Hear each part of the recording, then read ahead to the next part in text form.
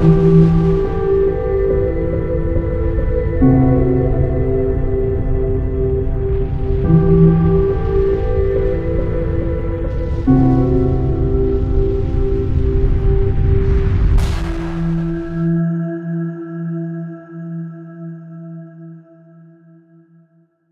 les amis, nous sommes le mardi 7 avril et il est 1h.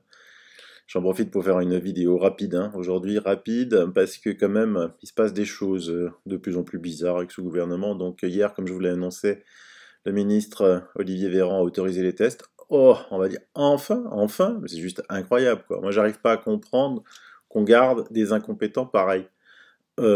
Et que ce gouvernement, avec l'aide des médias, se moque ouvertement de la figure des Français. Ce que moi, Sylvano Trotta, en tant que particulier, j'ai pu faire, commander des masques au mois de janvier, je vous l'avais dit, dans une émission, en disant on ne sait pas ce qui se passe en Chine, au cas où ça peut aider. On a appris que le gouvernement, pendant tout, ils n'ont pas commandé de masques, ils ont menti pendant 3 mois. Il faut tester, il y a l'exemple de la Corée du Sud qui est extraordinaire, quoi, puisque la Corée du Sud est un pays qui a été touché avant nous, et dont le nombre de cas, je crois maintenant, je ne sais pas combien de fois, inférieur au nôtre, le nombre de morts, une centaine de morts. Pourquoi? Parce qu'ils ont mis tout de suite en politique ce qu'il fallait faire, quoi. Ils ont tout de suite mis en œuvre ce qu'il fallait faire. Tester, traiter, protéger. Tester, traiter, protéger. Donc nous, on est en avril et on autorise à peine des tests, quoi, grandeur nature. Non mais franchement, c'est de l'incompétence. Et ce gouvernement, lui, il s'entoure d'experts, tout ça c'est grassement payé par nos impôts, et ils ne répondent de rien, quoi. Ils marchent sur l'eau, ils marchent sur l'eau. Moi je donne des conseils qui sont beaucoup plus factuels, je suis pas entouré d'experts, je suis pas payé grassement pour le faire, je le fais gratuitement, donc ça me dépasse complètement. Beaucoup d'entreprises n'ont toujours pas repris le travail, certaines abusent des largesses du gouvernement, c'est-à-dire le chômage partiel. Moi, quand je vois des mammouths, mastodontes faire des milliards de bénéfices comme le groupe Vivendi, comme SFR, c'est le même groupe, eh bien je comprends pas. Qu'ils mettent son personnel en chômage partiel parce qu'effectivement dans les boutiques SFR, il n'y a pas... elles sont fermées, donc ça c'est normal, mais par contre, des gens qui tirent de la fibre optique pour des entreprises qui en ont besoin, ils répondent plus au téléphone. Ça c'est un truc de fou, c'est un truc de fou. Je comprends pas, quel est le risque qu'il y a là, un technicien à venir pour tirer la fibre optique à l'extérieur du bâtiment, même à y rentrer. Ces mêmes personnes vont faire des courses, quoi. Vous comprenez ce que je veux dire? Hier, je voulais changer mes pneus hiver, parce qu'ici en Alsace, on met des pneus hiver en hiver. Parce qu'on peut pas aller en Allemagne, on peut pas aller en Suisse, c'est obligatoire là-bas. Et puis surtout, il y a de la neige, souvent en Alsace. Des fois il y en a pas, des fois il y en a, donc il faut faire attention à ça. Et donc je téléphone à mon garagiste qui me dit mais qu'il est fermé. Mon petit garagiste dans un village, pas un gros truc. Mais je dis mais pourquoi? Ah mais oui, mais c'est risqué, c'est dangereux. Je dis mais attends, je laisse la voiture, je te laisse les clés, je m'approche pas de toi si tu veux, je reste à 50 mètres, et puis voilà, je reviens, je fais pareil. Ah oui, mais tu comprends, comment la clé peut y avoir le Covid dessus. Oh, watcha. Et tu prends des gants en plastique, tu la frottes avec de l'alcool à 90, avec de l'alcool à 70, y a plus de virus, quoi. Tu jettes tes gants, tu jettes le morceau de coton qui est imprégné, et franchement... il y a des pans entiers qui pourraient travailler en toute sécurité, qui ne travaillent pas. Ce qui va donner une catastrophe. Donc, Bruno Le Maire, le ministre de l'économie, a dit que après ce confinement, la France aura à subir la plus grande récession depuis la Seconde Guerre mondiale. Je dois lui donner raison, pour une seule fois. Pour une fois, je dois lui donner raison. Là, déjà, des groupes comme la COFAS estiment que les défiances d'entreprise risquent de bondir de 15% en France en 2020. C'est, à mon avis, un peu léger, un peu optimiste. Ça sera bien plus. Ce sera bien plus. Il y a des fédérations qui sont frileuses. La fédération du bâtiment, finalement, a donné l'autorisation pour que les chantiers redémarrent. Moi, je vois plein de chantiers qui ne sont pas redémarrés. Et donc, on est déjà mardi, alors qu'ils ont le droit de retravailler depuis lundi. Et je comprends pas. les gens travaillent en plein air, ils ne sont pas les agglutinés les uns contre les autres. Il y a effectivement le fait qu'ils se retrouvent dans la cabane, dans l'abri Géco pour manger. Ben, il suffit de mettre en place. Toi, tu me dis, il y a du soleil, il fait beau, on peut manger dehors. Le sandwich, c'est mieux que de manger dans un Algeco où il fait chaud. Ça me dépasse. Ça me dépasse. Franchement, vraiment ça me dépasse. Donc après, ce qui me dépasse le plus, c'est bon, toujours pas de masque, bon ça, on va pas y revenir, hein. On peut en faire une émission de 5 heures. Les tests. Les tests, c'est pour savoir si vous êtes positif ou négatif. Ce qui serait bien aussi pour sortir du déconfinement, c'est de savoir qui a fait des anticorps et qui n'en a pas fait. Ça, c'est des tests avec une goutte de sang. Vous avez fait parce que vous avez que 80% des cas de gens atteints du Covid n'ont quasiment aucun symptôme. C'est des asymptomatiques ou alors c'est des symptômes très légers comme une légère toux, une légère grippe, un léger rhume, rien de grave. 15%, c'est la grippe ultra carabinée comme ils l'ont jamais eu dans leur vie, et 5% nécessite effectivement une hospitalisation. Donc en fait, on est confiné pourquoi? On est confiné parce que le gouvernement n'a pas su prévoir, eux qui sont grassement payés, les masques. C'est pas la peine d'y revenir. Tout le monde sait maintenant que vous avez menti et que vous êtes un des incapables et des incompétents. Les tests, on a mis trop longtemps à tester les gens puisqu'on vient de l'autoriser depuis hier matin. Et le traitement. Le traitement, on va y revenir après. Donc là, si déjà on teste qui est positif ou négatif, on devrait aussi tester, je pense, en priorité également, mettre le paquet pour savoir qui l'a eu et qui ne l'a pas eu. Parce qu'il y a des gens qui l'ont certainement eu sans le savoir, et qui donc ont développé des anticorps. Et donc ces gens peuvent aller travailler, ils l'auront plus. Vous voyez, c'est une sorte de mettre un certificat, vous êtes champion des certificats, des autorisations, un certificat positif au test de dépistage, j'ai eu le Covid, je ne peux plus l'avoir. Alors évidemment, ce test, il n'est pas très intéressant pour ceux qui nous gouvernent, puisque le but extrême, c'est le vaccin. Donc évidemment, aller expliquer à quelqu'un qui a eu le Covid et qui a donc les anticorps de ce Covid qu'il va falloir qu'il se vaccine, ah non, bah genre on ne veut pas de ton vaccin. Vous voyez la logique qui se cache derrière tout ça, pourquoi on n'est pas efficace, hein.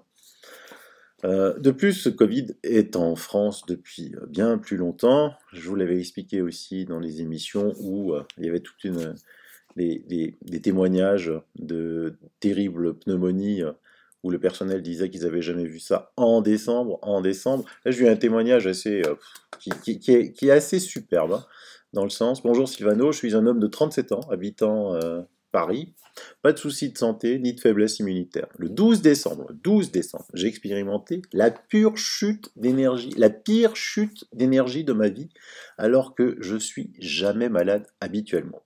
J'ai failli tomber dans la rue en rentrant de mon travail de faiblesse, douleur musculaire, tête qui explose, impossibilité de penser, la gorge qui arrache comme le feu, mal extrême au niveau du ventre, la zone thoracique douleur extrême, du mal à respirer, sensation d'étouffer, et surtout les pires douleurs insupportables à tous les ganglions, le cou jusqu'en dessus des côtes et une fièvre à 38,5. J'ai été faible les 2 jours précédents. Je précise, pas de sensation, j'ai pas toussé, j'ai pas eu de rhume, juste une faiblesse. Et même avec la fièvre, pas de tout, juste gorge très très douloureuse, sans tout. Mal partout dans le corps et surtout au niveau thoracique. Cela a duré environ 24 heures. J'avais un week-end de 3 jours avec RTT le vendredi. Du coup, le lundi, je suis retourné au travail et j'ai pas consulté un médecin et c'est passé en 48 heures et très vite, sans même ressentir rien après. C'est-à-dire pas de toux, ni sèche, ni grasse, c'est passé comme c'est arrivé, d'un coup, d'un seul. Pour moi, c'était ni comme un rhume, ni comme une grippe. C'était comme quelque chose qui me frappe, comme tomber du ciel et qui s'en va en 48 heures comme si de rien n'était. Avec la période d'incubation, j'ai dû rattraper ça avant le début des grèves de décembre, donc ça circule de façon communautaire depuis au moins novembre en Île-de-France. Je précise que je n'ai fait aucun déplacement à l'étranger, en dehors du trajet boulot-travail, maison-travail. Des personnes qui n'habitent pas avec moi, mais que j'ai croisées depuis 1 an, ont eu des pneumonies aussi très sévères fin janvier. Voilà, ce virus circule depuis au moins le mois de novembre en Île-de-France et ça rejoint ce que les virologues italiens que je vous avais présentés dans d'autres émissions disent. Et c'est marrant parce que vous voyez, vous vous rappelez les photos, les vidéos au début de la pandémie qu'on avait de Chine avant qu'ils confisquent tous les téléphones, les portables, de ces personnes qui tombaient, poum, ah ben voilà, lui il a eu ça, vous vous rendez compte? Donc c'est pas des personnes, c'est pas parce qu'elles tombent hein, qu'elles meurent, parce que dans les réseaux sociaux, là, les sites de la peur, ils pensaient que c'était mortel, parce que la personne tombe, non, elle tombe, c'était une chute de tension brutale, poum, hein, comme quand vous évanouissez. Et donc ça, c'est symptomatique. Donc ce virus-là, il est là depuis longtemps, longtemps, longtemps. Hein. On était remonté jusqu'à la vague de pneumonie, qui sont toujours les mêmes, aux US au mois d'août 2019, dans mes émissions précédentes. Donc tester les gens pour savoir s'ils sont positifs ou négatifs, c'est bien, mais il faut que derrière, il y a une action. T'es négatif, tu vas travailler. Ensuite, tester pour savoir si on l'a eu ou pas, la goutte de sang. Tu l'as eu, t'auras jamais de vaccin. Ah ça, c'est pas bon, hein. Ah, ça vous fait mal aux dents. Ah ça, vous aimez pas ça. Ah, l'ami Bill et plein d'autres, hein. Ils veulent que tout le monde soit vacciné. Big Pharma attend son heure. Donc, on est incompétent et on ne veut toujours pas administrer le traitement qui marche, hydroxychloroquine avec azithromycine, parce qu'il ne coûte pas assez cher. Donc ça, il faudra quand même rendre des comptes, parce que les autres traitements, je le rappelle, ne fonctionnent absolument pas. Votre association d'antiviraux qui coûte une fortune ne fonctionne pas et a des effets négatifs. On s'intéresse qu'aux effets secondaires de l'hydroxychloroquine, on ne s'intéresse toujours pas aux effets secondaires de ces antiviraux qui sont mortels pour les personnes qui sont en problème de surtension artérielle, en problème cardiaque. Et donc, on en est où de votre super programme là, Discovery qui doit tester? Ah, bah alors, déjà, on lit que seuls les patients atteints d'une forme non sévère de Covid-19, mais à risque élevé d'évolution défavorable seront inclus dans cette étude. Seront donc ciblés exclusivement les malades âgés de plus de 75 ans ou ayant besoin d'oxygène sans être en détresse respiratoire aiguë. Ouais, vous avez vu quand même que dans les reportages, ça va très vite. Hein. La personne là, elle a pas besoin, elle n'est pas en détresse, et puis une heure après, elle est en détresse respiratoire. Vous l'avez pas vu? Vous regardez pas vos propres médias? C'est dingue ça. À Amiens, 5 malades ont d'ores et déjà été inclus dans cette étude Covid, mais au fil des jours, le nombre de patients concernés va naturellement augmenter. Non mais vas-y, prenez le temps les gars, prenez le temps. Franchement, vous avez le temps. On reste confinés. Hein. L'étude Covid est très simple mais indiscutable scientifiquement. Ah, les mots. Ça veut dire que déjà, ça laisse supposer que ceux qui sont traités à l'hydroxychloroquine et à l'azithromycine, scientifiquement, c'est pas discutable. Ah, je suis guéri. Ah ouais, non, mais c'est pas discutable. Nous, on teste d'abord. Ouais, mais je suis guéri. Ah non, non, non, non, on veut rien savoir. Parmi les patients tirés au sort et qui auront donné leur accord, la moitié se verra administrer l'hydroxychloroquine, et là, on ne parle pas d'azithromycine, alors que l'autre moitié recevra un placebo. Alors un placebo, c'est un bout de pain, semblable en tout point à la molécule testée, mais sans aucun principe actif, et ni les patients ni les médecins ne sauront si le patient reçoit de la chloroquine ou un placebo. C'est ce qu'on appelle un essai à deux bras, en double aveugle. Waouh, waouh, waouh. L'efficacité du médicament sera jugée 14 jours après le début du traitement, en comparant le nombre de patients décédés ou transférés en service de réanimation. Vraiment sympathique pour le type qui signe qu'il est d'accord pour prendre un placebo alors qu'il est déjà bien atteint, et qu'ensuite en risque final pour aller avec le tubage, c'est très dangereux et qu'ils n'ont rien pour vous sauver. Quoi. Donc là, déjà, une étude ICOVIC qui, dès son lancement le 1er avril, a suscité de nombreuses réactions dans la communauté médicale, notamment car, contrairement au protocole prôné par le professeur Raoult, elle ne teste que l'hydroxychloroquine seule et pas son association avec l'antibiotique azithromycine, parce que je vous rappelle que, en plus, il n'y a plus de charge virale, donc le professeur Raoult lui dit que ça ne sert à rien, et que l'azithromycine, c'est un antibiotique qui va servir, justement, comme le virus a déjà fait ses dégâts, et les bactéries qui commencent à venir et qui détruisent tout. Hein. Et donc vous avez ici des professeurs qui disent que ça ne sert à rien, quoi, parce que franchement les dosages sont faux et l'azithromycine absente. Hein, absente. Alors, pourquoi tout ça? Pourquoi tout ça? À quoi ça sert tout ça? Parce qu'on peut encore faire des émissions, des heures et des heures sur la compétence des uns et la compétence des autres. Je vous propose, ce matin, un abonné m'a envoyé un lien vers l'excellente revue Stratégica, où il y a une interview que je n'avais pas vue, du 1er avril, entretien avec Valérie Bugeaud. Alors, soyez concentrés. Pour une fois, soyez vraiment concentrés parce que ce qu'elle dit correspond tout à fait non seulement à ce que je raconte depuis le début, mais en plus d'une manière très synthétique, très factuelle et très posée. Valérie Bugeaud est docteur en droit privé de l'université Panthéon-Sorbonne et avocate.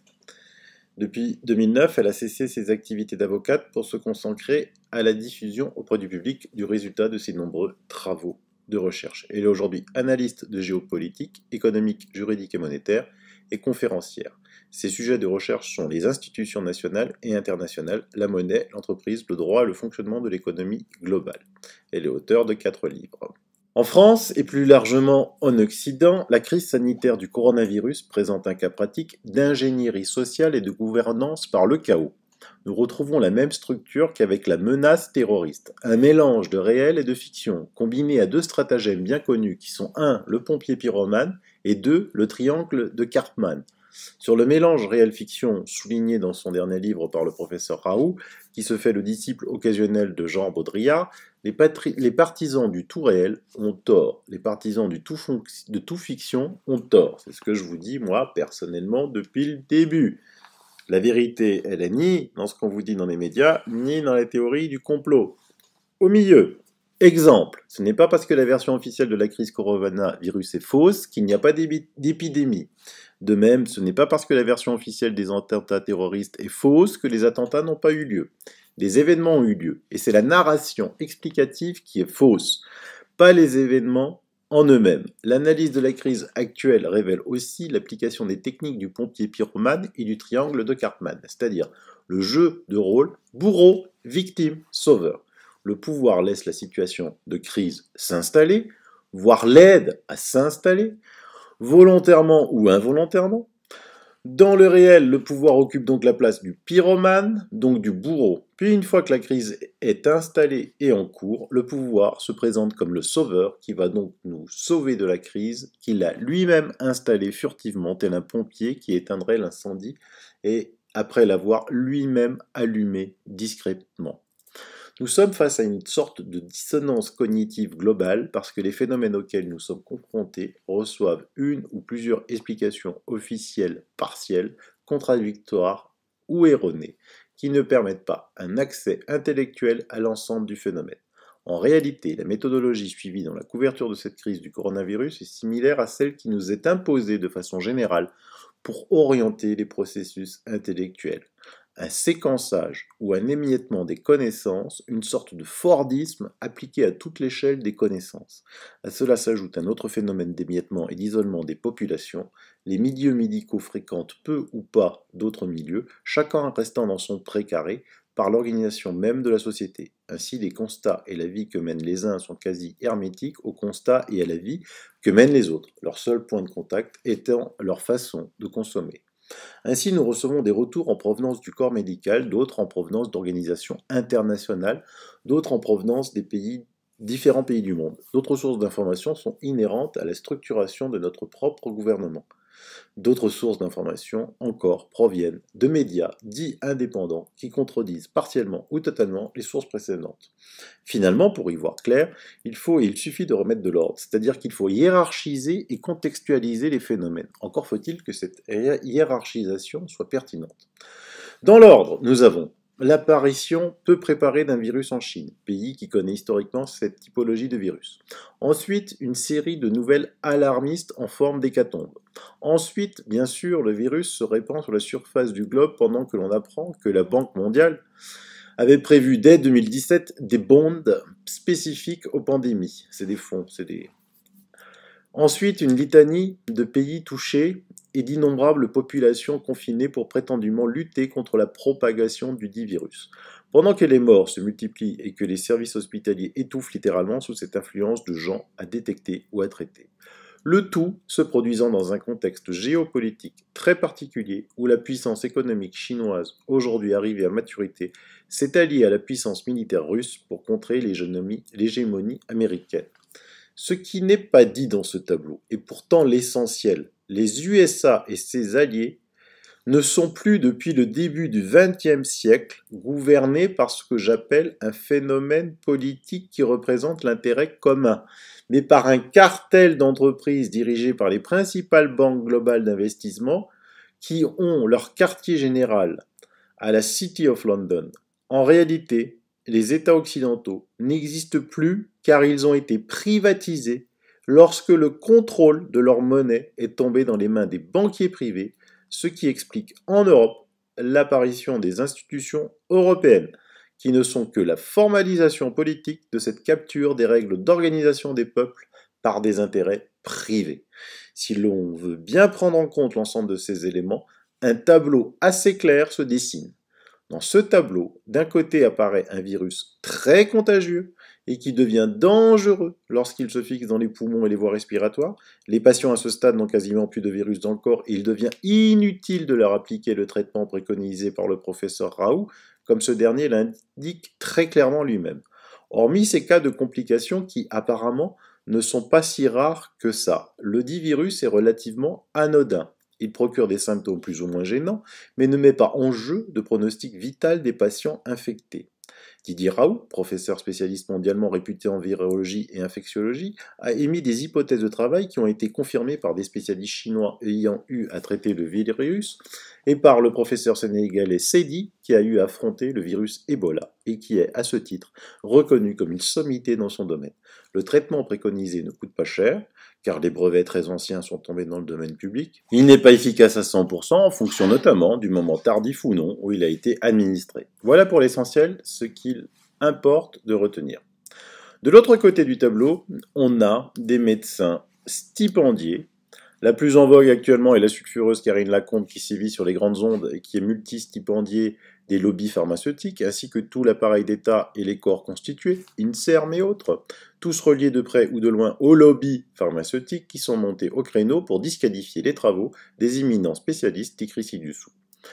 Sans oublier le fait que la campagne présidentielle de Macron a été partiellement financée par Big Pharma. En outre, je ne fais qu'effleurer rapidement, car l'énumération en serait vraiment trop longue, toutes les décisions politiques actuelles prises en opposition ouverte à l'objectif officiel d'enrayement de l'épidémie qui passe par la classification début 2020 d'un médicament en vente libre depuis des décennies en substance vénéneuse, par le refus d'octroyer des autorisations administratives à des chercheurs proposant des tests pour détecter l'infection au corona, par le refus de l'aide proposée par des industriels pour la fabrication de respirateurs. Ajoutons à cela, pour compléter le tableau, la déconstruction méthodique du service de santé public allant de la liquidation des stocks de matériel aux restrictions de lits et de personnel hospitalier aggravées depuis la présidence Sarkozy. Cette crise sanitaire laisse ainsi apparaître les véritables acteurs politiques cachés derrière les oripeaux étatiques. On perçoit aujourd'hui mieux qu'hier que l'État est tenu par des intérêts privés qui préconisent des remèdes très coûteux, voire peu efficients, en attendant le futur vaccin obligatoire. Sur la ligne d'arrivée pour gagner le cocotier des contrats publics et privés de commandes massives de vaccins, Johnson & Johnson, qui annonce ce 31 mars qu'il serait prêt à tester son premier vaccin dès septembre 2020. D'autres laboratoires restent bien évidemment en lice pour la cagnotte du futur vaccin. Il faut toutefois savoir deux choses. Premièrement, tous les vaccins rapidement fabriqués se sont historiquement révélés peu efficaces et même dangereux pour la santé humaine. Deuxièmement, un vaccin contre un virus, par hypothèse mutant, comme l'est le coronavirus, a très peu de chances d'être efficace. Ce problème est aggravé par le fait que la maladie Covid-19 met en cause plusieurs souches différentes dont l'une d'elles se subdivise encore en plusieurs variantes. En conclusion, si les pouvoirs publics voulaient effectivement enrayer l'épidémie, ils décideraient de traiter à moindre coût, qui plus est, un maximum de gens en amont, comme le préconise le Dr Raoult, et d'autres grands spécialistes du monde entier. Cette aune du traitement médical préventif massif est la mesure exacte de l'honnêteté du gouvernement français. En d'autres termes, si le gouvernement était honnête, il ne prendrait pas l'option dilatoire actuelle consistant à mettre tous les obstacles en place pour que les gens ne soient pas massivement traités selon les préconisations du professeur Raoult. Pendant que les mesures de confinement ciblées sur les populations locales les plus normées deviennent de plus en plus rigoureuses, alors même que ces mesures excluent les populations rebelles situées dans des zones de non-droit et les camps de migrants. Par ailleurs, notons que le gouvernement français, qui a également récemment, sur préconisation de l'ONU, vidé massivement et prématurément les prisons de prisonniers de droit commun, ce qui a fait l'objet d'un communiqué officiel de professionnels de la magistrature, punira d'emprisonnement les contrevenants multirécidivistes qui auront dépassé leur heure de promenade quotidienne autorisée, qui auront dépassé leur périmètre de promenade autorisé ou qui auront oublié leur laisser circuler. On se rend bien compte ici de deux choses, que la volonté affichée de protéger les populations cache une volonté sournoise de les mettre en état de choc et de les surveiller massivement, que l'anarchie sociale en cours de développement est consciencieusement organisée par les pouvoirs publics eux-mêmes sous le faux prétexte d'enrayer une épidémie. Question, cette pandémie précède-t-elle un effondrement économique et systémique ? Plus de 3 milliards de personnes sont appelées à se confiner dans le monde. Pour la première fois de son histoire, l'humanité semble réussir à se coordonner de manière unitaire face à un ennemi global commun. Que vous inspire cette situation ? Cette pandémie va-t-elle forcer l'humanité à se doter d'un gouvernement mondial, comme le préconisait Jacques Attali lors de la pandémie de grippe A en 2009 ? En 2009 toujours, Jacques Attali expliquait que l'histoire nous apprend que l'humanité n'évolue significativement que lorsqu'elle a vraiment peur. Que vous inspire cette idée ? Effectivement, de multiples informations montrent que l'existence d'une pandémie était prévue, pour ne pas dire attendue, par un certain nombre d'institutions et de personnages, au premier rang desquels on peut citer pêle-mêle la fondation Bill et Melinda Gates, le centre Johns Hopkins pour la sécurité sanitaire, le Forum économique mondial, l'OMS, la Banque mondiale, Jacques Attali, le magazine The Economist, avec le Britannique Gordon Brown qui appelle ouvertement à la constitution d'un gouvernement mondial pour faire face à cette pandémie de coronavirus. Nous faisons donc globalement ou mondialement, si vous préférez, face à une situation inédite dans l'histoire, dans laquelle un petit groupe de gens cachés derrière l'anonymat des capitaux et des institutions internationales et menés par quelques banquiers privés organise des chocs ou tirent parti de chocs afin de faire avancer leur agenda global de prise de contrôle politique du monde en instituant un gouvernement mondial. Pour réaliser ce gouvernement mondial, il faut préalablement développer chez les individus en général et chez les dirigeants politiques en particulier le sentiment de la nécessité d'une régulation des événements à l'échelle globale. Une pandémie est en effet le phénomène qui répond le mieux à ce type de besoin. Dès le départ, on peut et on doit suspecter une manipulation. Par ailleurs, il devient en effet de plus en plus évident que ce coronavirus résulte de la combinaison aidée de deux virus naturels, combinaison qui aurait malencontreusement fuité d'un ou de plusieurs laboratoires. Nous ne saurons probablement jamais le véritable déroulement des événements ayant abouti à la dissémination de ce type de virus. Ensuite, et en raison de l'homogénéisation de la réponse politique apportée à cette crise sanitaire par différents pays, il est tout à fait nécessaire que les citoyens victimes aiguisent leur vigilance et se tiennent sur leur garde, car la manipulation devient évidente dans le contexte de privatisation généralisée des États. D'une part, il ne faut pas oublier que la Chine, actuel opposant victorieux à l'hégémonie économique du bloc de l'Ouest sous l'égide de l'OTAN, a été le premier pays attaqué par ce virus.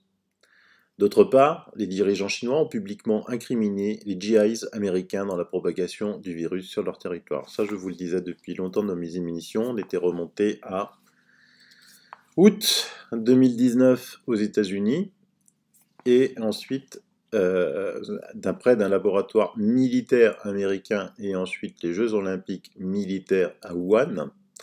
Enfin, dit-elle, il faut se souvenir qu'aux USA, ce sont des produits courant 2019, deux événements extrêmement importants qui peuvent aisément être corrélés. Une sorte d'épidémie pulmonaire grave avait été mise sur le dos des fabricants de cigarettes électroniques, ça je vous l'avais déjà raconté, et un laboratoire, Ford Detrick, a dû être fermé. Trump vient d'ailleurs récemment d'ordonner sa réouverture pour lutter contre le coronavirus durant l'été 2019 pour cause de fuite. Et ça aussi, je vous l'avais déjà raconté. Par ailleurs, il faut absolument toujours conserver à l'esprit que les gouvernements officiels sont privatisés, mais que même dans ce cas de figure, il y a quantité de gens qui œuvrent quotidiennement dans ces structures qui ne sont pas eux-mêmes corrompus. Ainsi, même en cas de fuite bactériologique issue d'un laboratoire secret, on ne peut pas être sûr que cette fuite soit volontaire. Des individus infiltrés et aux ordres directs des puissances financières peuvent très bien avoir organisé ces fuites à l'insu de leurs collègues. Par ailleurs, je voudrais revenir sur l'existence des laboratoires secrets de recherche bactériologique. Il faut comprendre que le problème se pose dans les mêmes termes qu'il s'est déjà posé en matière d'armes nucléaires.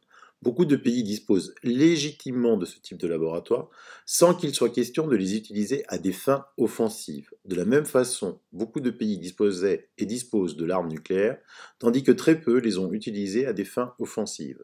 Nous connaissons par ailleurs depuis longtemps la propension des puissances anglo-saxonnes et de leurs affiliés à cibler les populations civiles qui n'ont, à vrai dire, à leurs yeux, aucune espèce d'importance et seraient plutôt considérées comme étant surnuméraires. À ma connaissance, la puissance chinoise n'a jamais utilisé de façon offensive ni la bombe nucléaire, ni toute autre arme de destruction massive. En revanche, les USA et leurs affiliés n'ont plus de preuves à apporter quant à leur capacité à utiliser ce type d'armes pour viser en particulier les populations civiles. Une fois ces préalables explicités et le contexte rétabli, il devient possible de répondre à votre première question. En effet, la mise en confinement des gens bien portants porte un coup d'arrêt brutal à l'économie des pays. En fonction de la durée du confinement, ces pays, surtout lorsqu'ils sont endettés, ne pourront que très difficilement s'en remettre. Cette remise sur pied devra à l'évidence s'accompagner d'une remise en cause de leur fonctionnement interne. Par ailleurs, les bienfaits abondamment claironnés de la globalisation économique qui a rendu chaque pays dépendant des autres reçoivent eux aussi un énorme démenti par cette crise sanitaire qui rend visible l'extrême dénuement industriel des pays dits développés, lesquels ne sont plus autosuffisants en quoi que ce soit. On peut en effet en déduire sans risque d'erreur qu'il y aura un avant-crise du corona et un après-crise. Nous sommes collectivement sur une ligne de crête et les choses peuvent basculer en fonction de la capacité de réaction des citoyens, soit dans le sens du globalisme intégral avec gouvernement mondial, soit dans celui d'une reprise en main politique des pays par leurs ressortissants. Alors, question de Stratégica, comment voyez-vous l'évolution de la pandémie et ses conséquences politiques et sociales dans les semaines et les mois à venir? Réponse, soit les citoyens céderont à la peur, soit ils réfléchiront et comprendront que la peur elle-même, entretenue de façon contrôlée par leurs dirigeants qui prennent toutes les décisions permettant au coronavirus de se propager en toute tranquillité, ou plutôt en toute facilité. C'est ainsi qu'ils refusent leur population l'accès aux soins et médicaments utiles à l'endiguement du processus de contamination, pendant qu'ils mettent les gens en confinement suffisamment longtemps pour pouvoir leur imposer. Il s'agit ici de la mise en œuvre de la servitude volontaire, un futur vaccin miracle. Ce vaccin, outre son prix financier, sera sans doute agrémenté de sels d'aluminium, d'ARN messager, qui permettront de faire in vivo et à grande échelle des expériences génétiques sur le génome humain, et surtout de puces RFID qui permettront à toutes et à chacun de recevoir ses rémunérations et d'avoir accès à son compte en banque. Cette étape de la vaccination obligatoire sera tout à fait décisive pour assurer aux globalistes, c'est-à-dire les banquiers, Big Pharma et consorts, le contrôle direct sur les populations. Chaque personne devra ainsi obéir sous peine de se voir retirer l'accès à tous ses moyens de subsistance, étant ici précisé qu'en raison de l'effondrement économique, il est fortement à craindre que les moyens de subsistance ne soient in fine aucunement reliés à un travail individuel productif, mais plutôt à un subside universel reçu de l'État fantoche entièrement aux ordres des puissances financières. Je voudrais faire une parenthèse ici pour que vous compreniez bien. Je vous avais déjà expliqué dans d'autres émissions que le Parlement danois, alors qu'il n'y avait que 2 morts du virus, avait déjà adopté l'obligation vaccinale avec le futur vaccin qui n'est pas encore créé, alors qu'en vrai il est déjà créé, vous inquiétez pas, et que ceux qui ne se vaccineront pas n'auront plus accès aux cartes nationales d'identité, aux transports publics, aux hypermarchés.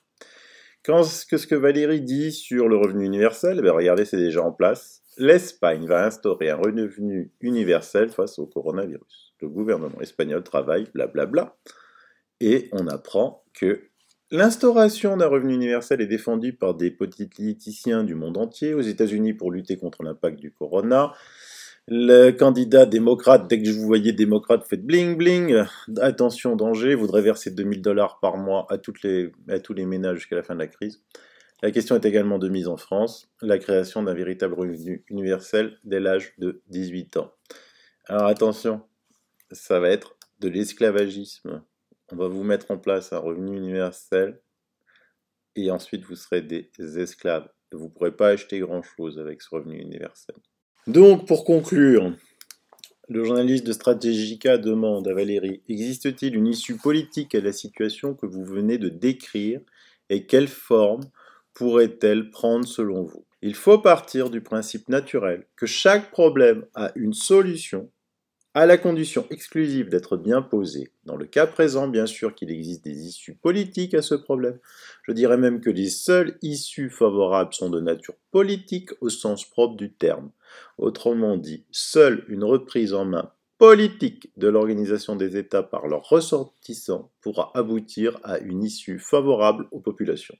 Sinon, nous assisterons au basculement général souhaité par l'oligarchie supranationale vers un gouvernement mondial aux mains des puissances financières, les populations étant vouées à être fortement réduites puis mises en esclavage pour la partie qui aura survécu. Voilà, l'article continue, il est parfait. Il devient un peu plus technique après, je vous le mets dans les liens, diffusez-le, hein. Diffusez ma vidéo si vous voulez, l'article si vous voulez, moi je m'en fous. Hein. Je suis pas là pour faire de la pub. Voilà ce qui nous attend, c'est une analyse super qui concorde avec l'ensemble des émissions que j'ai faites. Tout est repris, tout est synthétique dans un seul article. Voilà. Comme quoi, les gens bien plus intelligents que moi. Et on ne peut pas la traiter de complotiste, puisque c'est que des faits, une fois de plus, qu'on peut vérifier et qui vont arriver tous les jours. Alors réveillez-vous, hein. Pour les contrecarrer, il faut aller travailler. Le Covid, c'est juste un prétexte, quoi. Évidemment, faut faire attention aux personnes âgées, il faut faire attention aux personnes qui ont déjà des pathologies. Mais les autres, vous ne risquez pas grand-chose, honnêtement. Ce qui nous attend après, si vous restez confinés, si vous n'allez pas travailler, vous allez le regretter. Je ne sais plus quand j'ai fait mon émission aller travailler, ou je ne sais même plus comment je l'ai intitulé, mais vous l'avez pas comprise, quoi. Vous l'avez pas comprise. Peut-être trop en avance par rapport à ce qui allait se passer. J'aurais préféré me tromper, hein, franchement, dans toutes mes analyses, quand on arrive à celle-là, mais c'est la seule qui est logique avec tout ce qui se passe. Les masques, les tests, hein, le traitement du professeur Raoult qui fonctionne et qu'on donne pas. Il n'y a plus à chercher de midi à 14h.